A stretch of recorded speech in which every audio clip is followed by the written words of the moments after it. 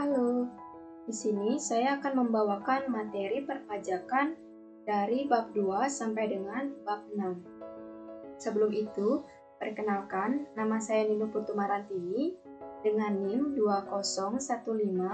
20157444154. Baik, langsung saja kita ke materinya.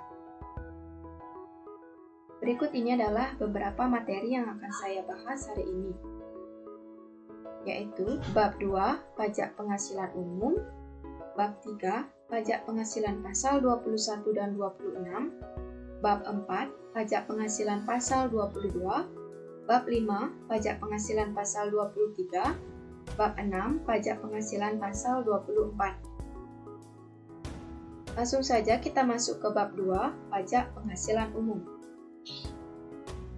Dasar hukum, sejak tahun 1984, PPh dipungut berdasarkan UU Nomor 7 Tahun 1983 tentang PPh. UU PPh ini mengalami beberapa kali perubahan. Yang pertama, dikeluarkannya UU Nomor 7 Tahun 1991, kedua dengan UU Nomor 10 Tahun 1994, ketiga dengan UU Nomor 17 Tahun 2000, dan terakhir dengan UU Nomor 36 Tahun 2008. Subjek pajak PPh ada dua, yaitu yang pertama meliputi orang pribadi dan warisan yang belum terbagi, yang kedua badan PT, CV, BUMN, BUMD, dan perseroan lainnya. Tidak termasuk subjek pajak PPh, yang pertama kantor atau badan perwakilan negara asing, yang kedua organisasi internasional, dengan syarat Indonesia menjadi anggota dari organisasi tersebut. Yang kedua, tidak menjalankan usaha atau kegiatan lainnya untuk memperoleh penghasilan dari Indonesia. Objek pajak PPh. Penghasilan sesuai dengan UU Nomor 36 Tahun 2008 adalah setiap tambahan kemampuan ekonomis yang diterima atau diperoleh WP, baik yang berasal dari Indonesia maupun dari luar Indonesia, yang dapat dipakai untuk konsumsi atau pemakaian kekayaan WP yang bersangkutan dengan nama dan dalam bentuk apapun. Bantuan yang diterima ada dua, yaitu yang pertama bantuan atau sumbangan, termasuk zakat yang diterima lembaga atau badan amil yang syah.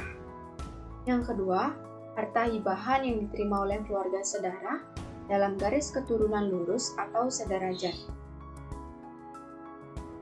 Berikut adalah tabel penghasilan tidak kena pajak PTKP WP orang pribadi dalam negeri. Jumlah PTKP dan peruntukan PPKP terdapat di layar. Berikut adalah besarnya tarif PPh untuk WP dalam negeri menurut UU Nomor 36 Tahun 2008 adalah sebagai berikut, dapat dilihat pada layar. Lapisan penghasilan kena pajak PPh. Kita masuk ke bab 3, yaitu pajak penghasilan pasal 21 dan 26. Pemotongan pajak PPh pasal 21 yaitu ada 5. Yang pertama, pemberian kerja. Yang kedua, bendaharawan atau pemegang kas pemerintahan. Yang ketiga, dana pensiun. Yang keempat, orang pribadi yang melakukan kegiatan usaha atau pekerjaan serta badan. Yang kelima, penyelenggaraan kegiatan. Berikut adalah PPh pasal 21 per bulan. Dapat dilihat pada tabel di layar, jumlah PTKP dan juga peruntukan PTKP-nya. Berikut adalah bukan wajib pajak PPh pasal 26.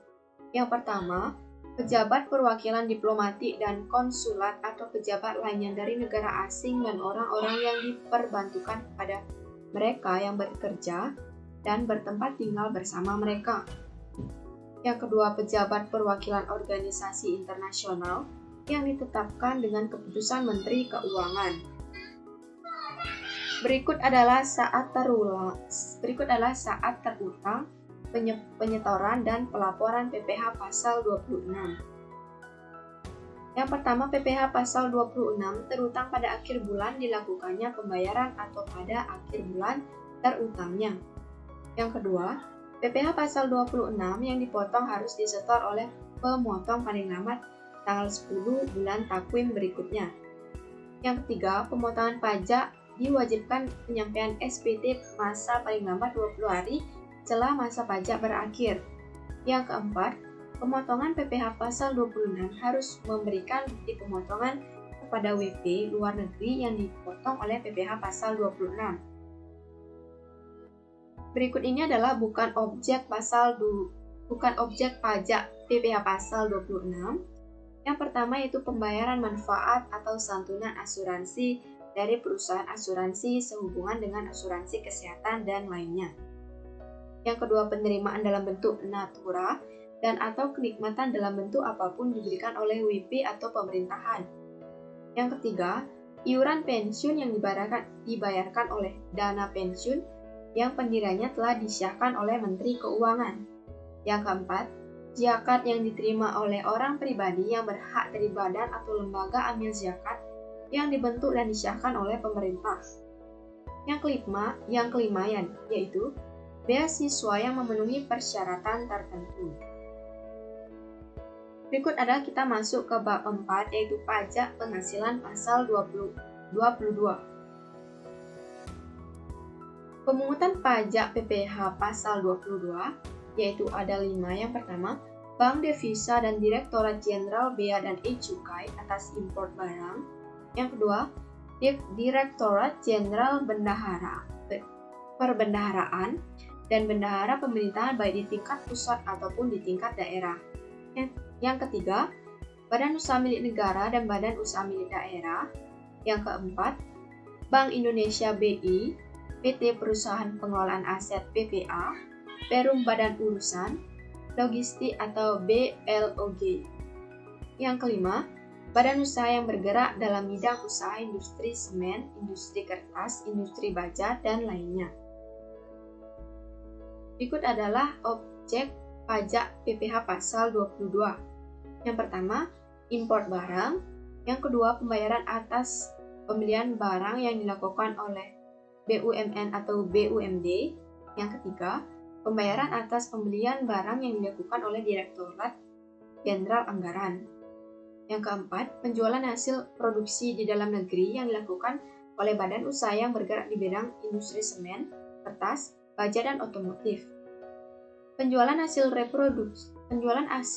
produksi yang dilakukan oleh Pertamina dan badan usaha selain Pertamina yang bergerak di bidang bahan bakar, minyak jenis premix dan gas. Pembelian untuk bahan-bahan keperluan industri atau ekspor. Objek pajak yang dikecualikan dari PPh pasal. Yang A. Import barang atau penyerahan barang yang berdasarkan ketentuan peraturan perundang-undangan yang tidak terutang pajak penghasilan. Yang B. Dalam hal import sementara jika pada waktu impornya nyata-nyata dimaksudkan untuk diekspor kembali. Yang C. Pembayaran yang jumlahnya paling banyak 2 juta rupiah dan tidak merupakan pembayaran yang terpecah-pecah. Yang D. Pembayaran untuk pembelian bahan bakar minyak, listrik, gas, air, dan lainnya. Yang E. Emas batangan yang akan diproses untuk menghasilkan barang perhiasan dari emas untuk tujuan ekspor. Yang F. Pembayaran atau pencairan dana jari. Yang G. Import kembali atau reimport yang meliputi barang-barang yang telah diekspor kemudian diimport kembali dalam kualitas yang sama. Tarif pajak PPh pasal 22. Yang pertama, besarnya pungutan PPh pasal 22 atas impor ditetapkan sebagai berikut. Yang terdapat di layar. Yang kedua, besarnya pungutan PPh pasal 22 dan pembelian barang oleh Direktorat Jenderal Anggaran. Yang ketiga, besarnya pungutan PPh pasal 22 atas penjualan di dalam negeri oleh industri semen, industri kertas, dan lainnya. Yang keempat, besarnya pungutan PPh pasal 22 atas penjualan hasil produksi oleh Pertamina serta badan usaha lainnya yang bergerak dalam bidang bahan bakar minyak jenis premix. tabel tarif PPh pasal 22 untuk bahan bakar dapat dilihat di layar. Yang kelima, besarnya pungutan PPh pasal 22 oleh industri dan eksportir yang bergerak dalam sektor perhutanan, perkebunan, dan pertanian. Baik, sekarang kita masuk ke bab 5, yaitu pajak penghasilan pasal 23. Berikut adalah tabel tarif dan DPP PPh pasal 23, dapat dilihat di layar. Berikut adalah tabel jenis penghasilan yang dikenakan PPh pasal 23, dapat dilihat di layar. Yang pertama, sewa dan penghasilan lain sehubungan dengan penggunaan harta khusus kendaraan angkutan darat untuk jangka waktu tertentu berdasarkan kontrak atau perjanjian yang tertulis maupun tidak tertulis. Yang kedua, sewa dan penghasilan lainnya sehubungan dengan penggunaan harta selain kendaraan angkutan darat untuk jangka waktu tertentu berdasarkan kontrak atau perjanjian tertulis ataupun tidak tertulis. Baik, langsung saja kita masuk ke bab yang terakhir, yaitu bab 6, pajak penghasilan pasal 24. Penggabungan penghasilan, yaitu terdapat penghasilan dari usaha dilakukannya dalam tahun pajak diperolehnya penghasilan tersebut. Yang kedua, penghasilan lainnya dilakukan dalam tahun pajak diterimanya penghasilan tersebut. Yang ketiga, penghasilan berupa dividen yang diperoleh wajib pajak dalam negeri atas penyertaan modal dalam tahun pajak pada saat diperolehnya dividen tersebut. Maka saat diperolehnya dividen adalah sebagai berikut. Yang A, pada bulan keempat setelah berakhirnya batas waktu penyampaian SPT PPh di luar negeri untuk tahun pajak yang bersangkutan. Pada bulan ke-7 setelah tahun pajak berakhir, bila badan usaha dilakukan di luar negeri tersebut tidak punya kewajiban penyampaian SPT. Jenis pajak yang dapat dikreditkan adalah pajak yang dapat dikreditkan hanyalah pajak yang langsung dikenakan atas penghasilan yang diterima oleh wajib pajak. Misalnya seperti contoh di layar.